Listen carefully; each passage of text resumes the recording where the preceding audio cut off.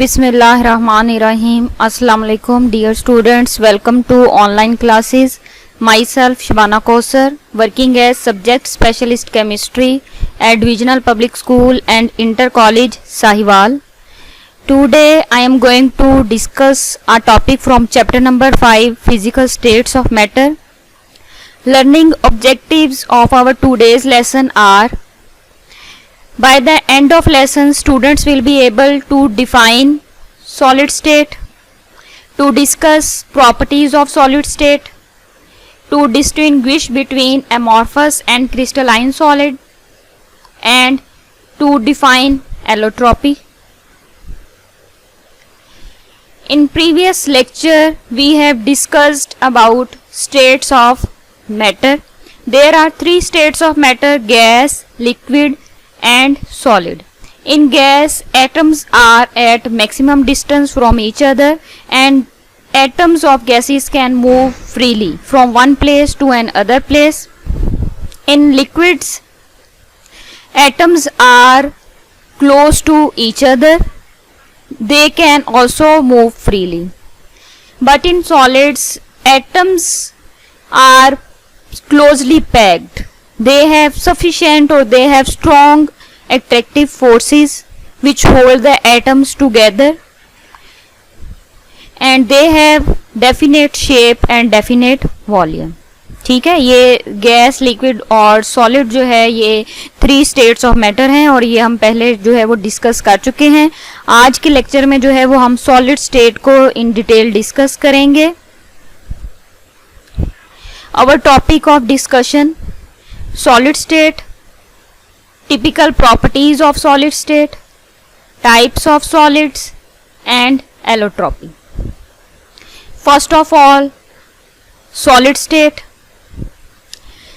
Solid state is a third state of matter which has definite shape and definite volume. कि हमारे पास जो matter है उसकी three states होती हैं, और सॉलिड जो है वो थर्ड स्टेट ऑफ मैटर है. इसकी डेफिनेट शेप होती है और डेफिनेट वॉल्यूम होता है.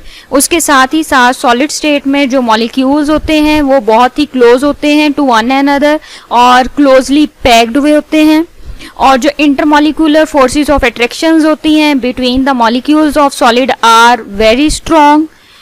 सो पार्टिकल्स बिकम ऑलमोस्ट मोशनलेस. कि जो हमारे पास एटम्स हैं या मॉलिक्यूल्स हैं या पार्टिकल्स हैं किसी भी सॉलिड के, वो बहुत ही स्ट्रॉन्गली अट्रैक्ट होते हैं टू वन एंड अदर, यानी कि इनमें स्ट्रॉन्ग फोर्सेस ऑफ अट्रैक्शन जो हैं वो प्रेजेंट होती हैं, और जिसकी वजह से जो है ये मोशनलेस होंगे, ये फ्रीली मूव नहीं कर सकते. जब ये मोशनलेस हैं तो ना ही ये डिफ्यूज कर सकते हैं. जब ये डिफ्यूज भी नहीं हो सकते, मोशनलेस हैं, तो ये सिर्फ और सिर्फ जो है वो वाइब्रेशनल मोशन जो है वो शो करेंगे, यानी कि बैक एंड फोर्थ मोशन जो है ये शो करेंगे. ये फ्रीली मूव नहीं कर सकते from one place to another place.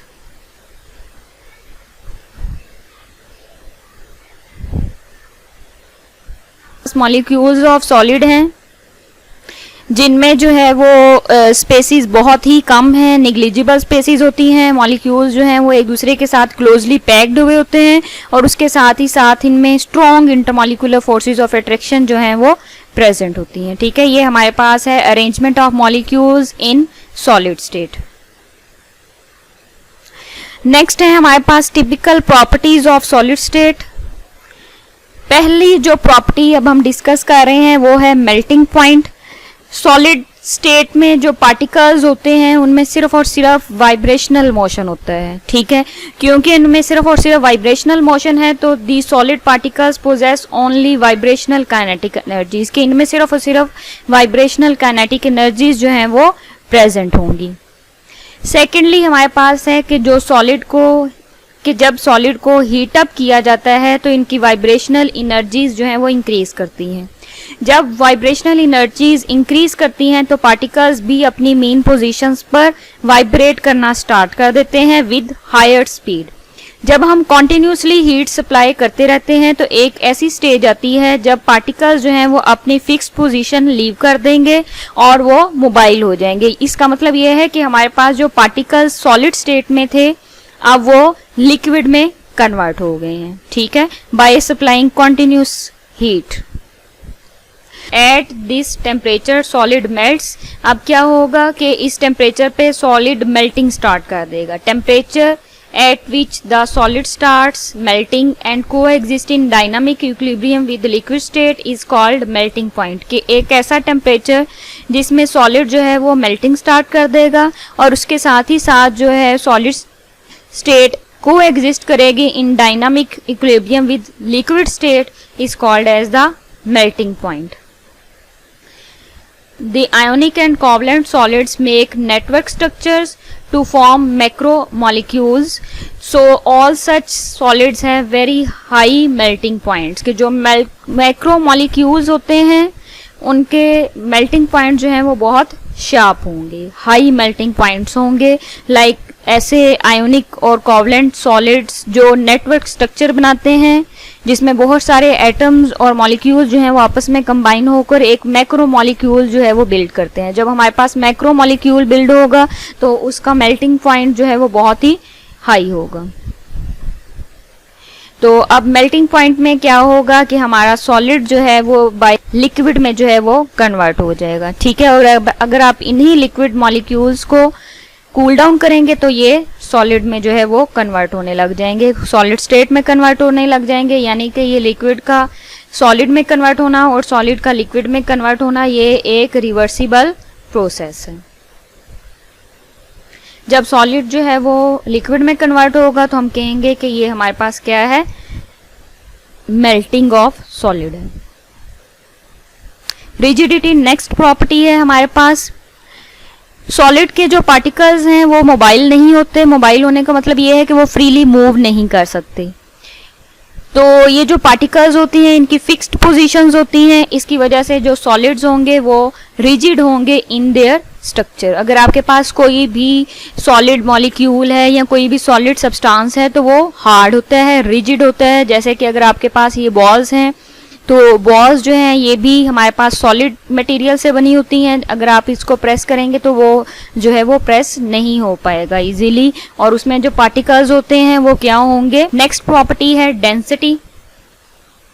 Solid जो है उनकी डेंसिटी ज्यादा होती हैं as compare to the liquid and gas. जो सॉलिड पार्टिकल्स होते हैं वो क्लोजली पैक्ड होते हैं, ठीक है, और उनमें एम्प्टी स्पेसेस जो हैं वो नहीं होती between the particles.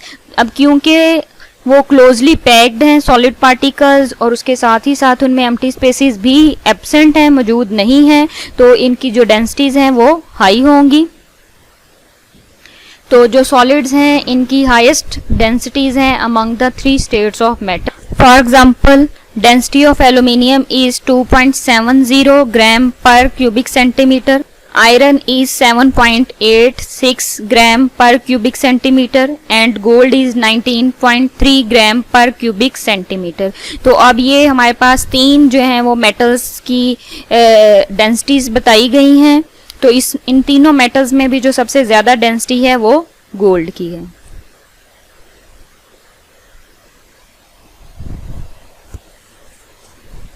Types of solid. According to their appearance, solids can be classified into 2 types, amorphous solids and crystalline solids। पहले जो है वो हम amorphous solids देखते हैं। amorphous solids में A means without and morph means form और shape। यानी कि ये जो amorphous solids होते हैं वे विदाउट शेप होते हैं, इनकी कोई प्रॉपर फॉर्म या कोई प्रॉपर शेप नहीं होती। Amorphous means shapeless, a means without and morph means form और shape. Solids in which particles are not regularly arranged और their regular shapes are destroyed are called as amorphous solid. Amorphous solid जो है उनके कोई sharp melting points नहीं होते। इसकी examples हैं प्लास्टिक, रबर और ग्लास, ठीक है। ये हमारे पास ऐसे सॉलिड्स हैं जिनके शार्प मेल्टिंग पॉइंट्स नहीं होते, यानी कि ये एमॉर्फस सॉलिड्स हैं। तो ये प्लास्टिक बोटल्स आप देख सकते हैं, इसमें सॉलिड पार्टिकल्स की कोई प्रॉपर शेप नहीं होती, ये एमॉर्फस हैं। इसी तरह से रबर जो है ये भी एमॉर्फस सॉलिड है। इरेजर जो है ये जिस मटेरियल से बनी होती है वो भी एमॉर्फस सॉलिड है। इसी तरह से ये जो प्लास्टिक है प्लास्टिक के पॉइंटर्स आप देख सकते हैं, तो ये भी प्लास्टिक जो है ये भी अमॉर्फस सॉलिड है।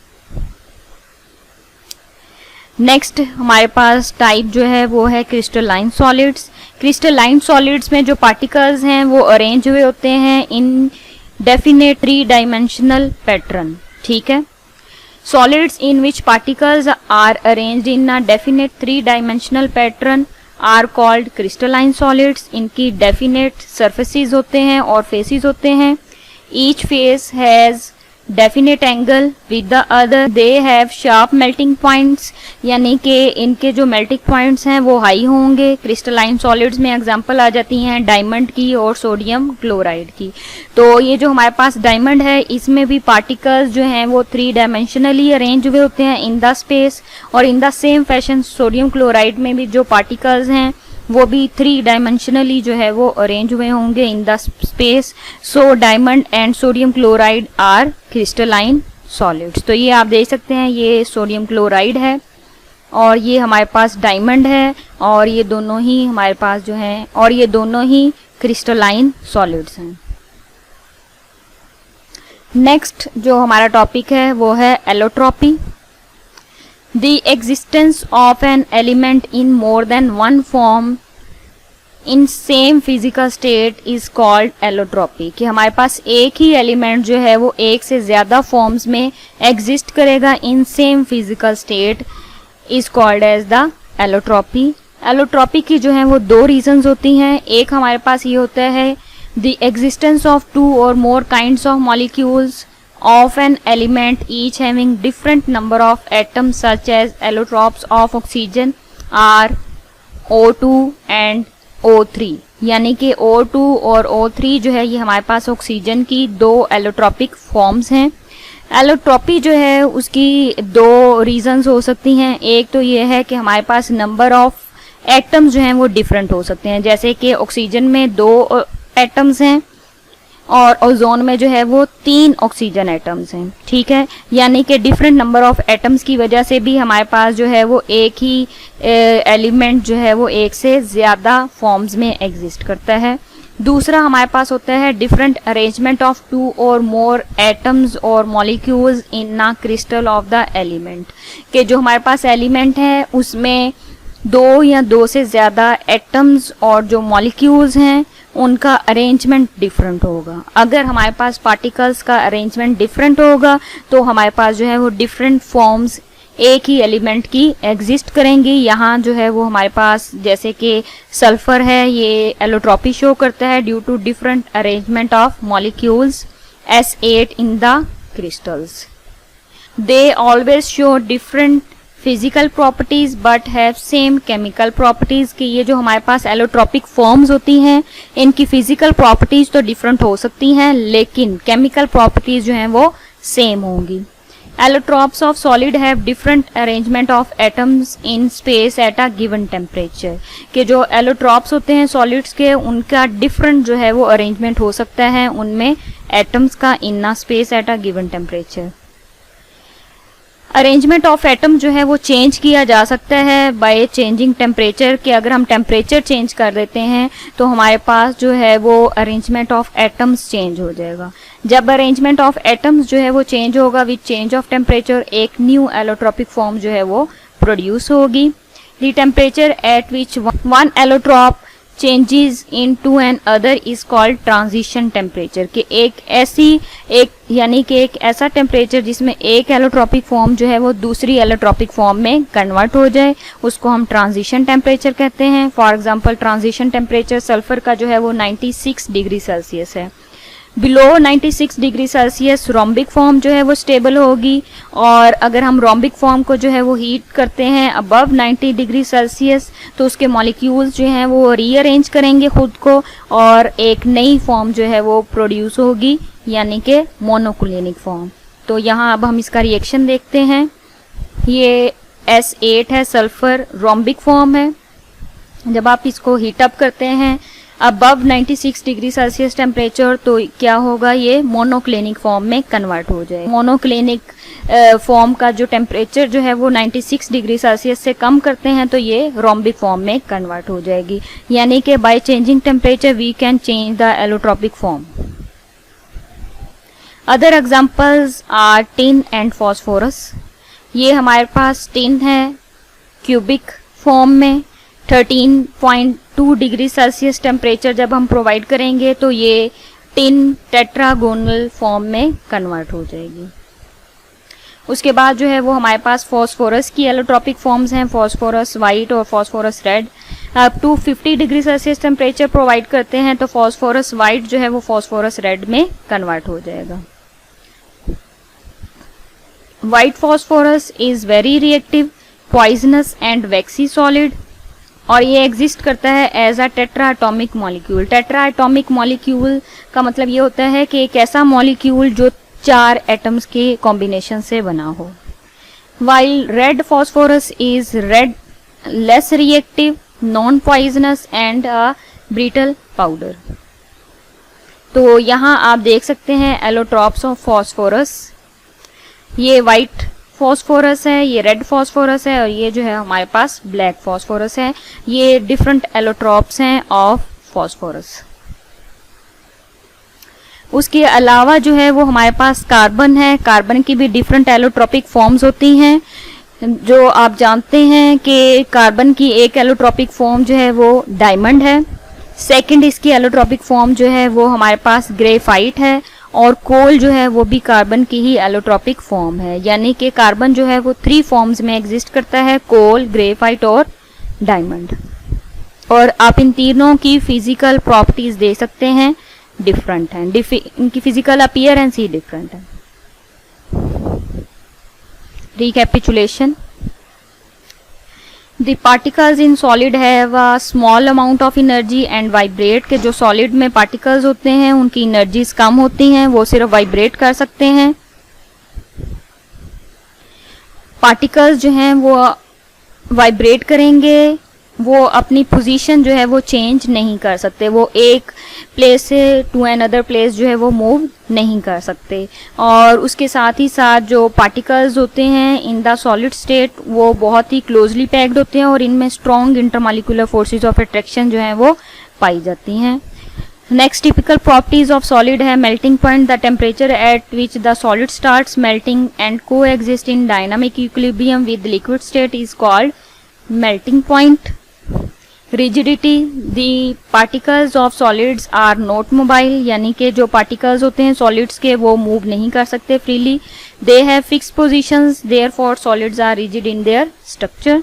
Density, solids are denser than liquids and gases because solid particles are closely packed and do not have empty spaces between their particles, के जो सॉलिड पार्टिकल्स होते हैं वो क्लोजली पैक्ड होते हैं, उनमें एम्प्टी स्पेसिस नहीं होती, जिसकी वजह से सॉलिड्स की डेंसिटीज जो हैं वो ज्यादा होंगी as compare to liquids and gases. Next है types of solid. We know there are 2 types of solids, crystalline solid, highly regular arrangement of their components, के इसमें जो पार्टिकल्स हैं उनका बहुत ही रेगुलर अरेंजमेंट होता है, यानी कि 3 डायमेंशनली जो है वो हमारे पास पार्टिकल्स अरेंज हुए होते हैं, जैसे कि डायमंड है हमारे पास। Amorphous solid, considerable disorder in their structures, glass and plastic जो है इसकी एग्जांपल्स आ जाती हैं कि एमॉर्फस सॉलिड जो है इनकी कोई प्रॉपर शेप नहीं होती, ग्लास और प्लास्टिक जो है इसकी एग्जांपल्स हैं। एलोट्रॉपी है लास्ट टॉपिक जो हमने आज डिस्कस किया है। The existence of an element in more than 1 forms in the same physical state is called allotropy, और एलोट्रॉपी की 2 रीजंस हैं। The existence of 2 or more kinds of molecules of an element each having different number of atoms such as allotropes of oxygen are oxygen O2 and ozone O3। ये हमारे पास जो हैं वो 2 allotropes हैं oxygen के, ये हैं due to different number of atoms. Second reason है हमारे पास different arrangement of 2 or more atoms or molecules in the crystal of the element such as sulfur shows allotropy due to different arrangement of molecules S8 in the crystals। कि ये जो हमारे पास sulphur है ये allotropy का phenomena जो है वो शो करेगा due to different arrangement of molecules। It's all about our today's lesson. Assignment है, आपने ये क्वेश्चन सॉल्व करने हैं। Which form of sulphur exist at room temperature? Second, why is white tin available at room temperature? Third, why is the melting point of solid considered its identification characteristic? Question number 4, why amorphous solids do not have sharp melting points while crystalline solids do have? Which is lighter one, aluminium or gold? 6, write the molecular formula of sulfur molecule. 7th question, which allotropic form of carbon is stable at room temperature? And the last question number 8, state whether allotropy is shown by elements or compounds or both. Jazakallah. Stay blessed.